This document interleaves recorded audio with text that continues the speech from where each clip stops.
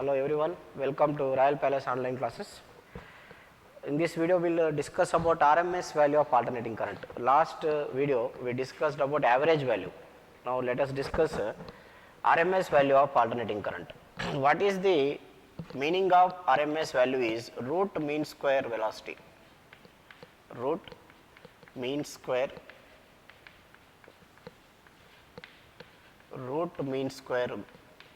value, not velocity, value.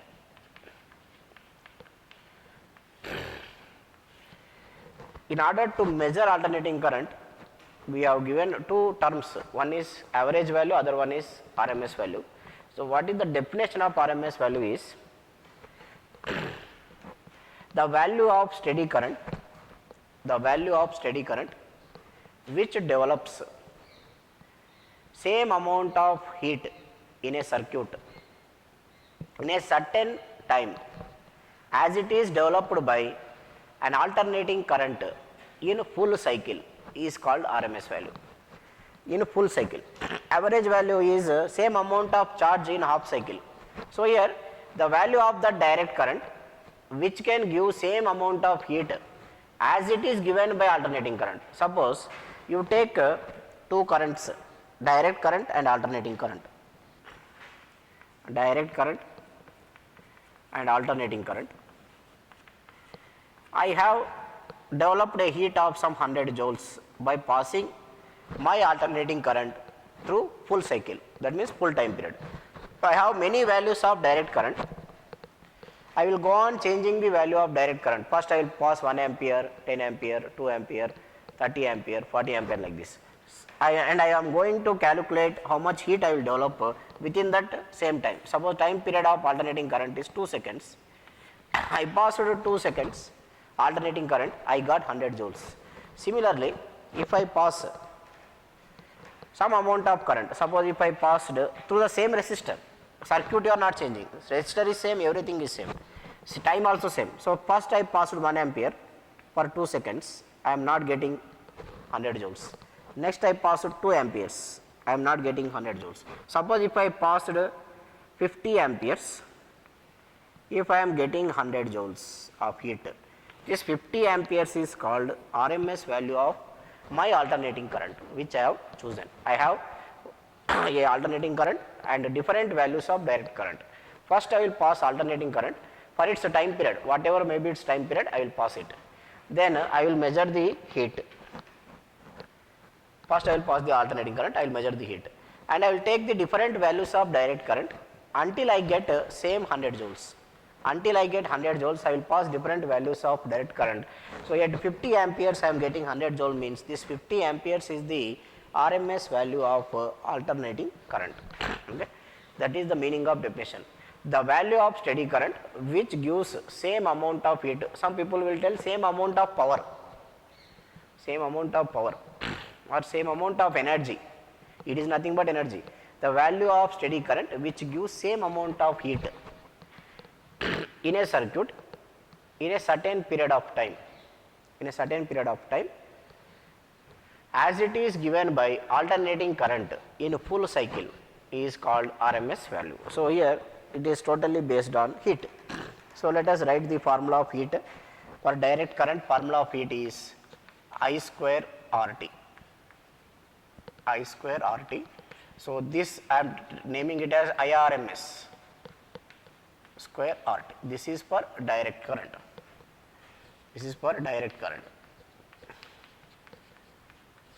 Next, for alternating current,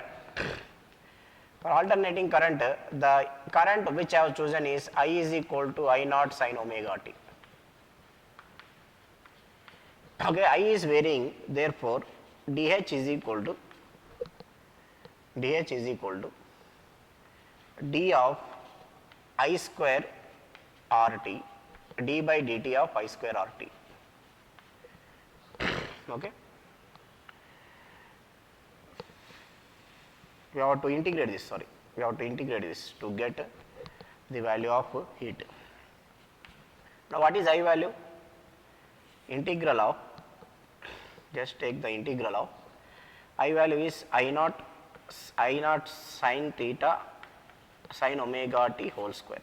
this is the I value, RT, this is the integration, it is 0 to T, dH, integrate from 0 to H.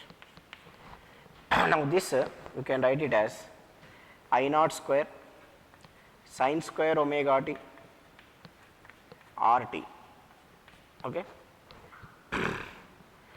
It is a time interval, so we have to take it as dt here, R dt, take it as R dt.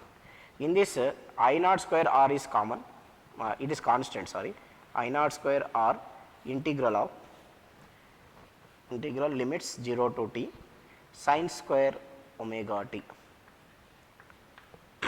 okay. Sin square omega t I can write it as 1 minus cos 2 theta by 2,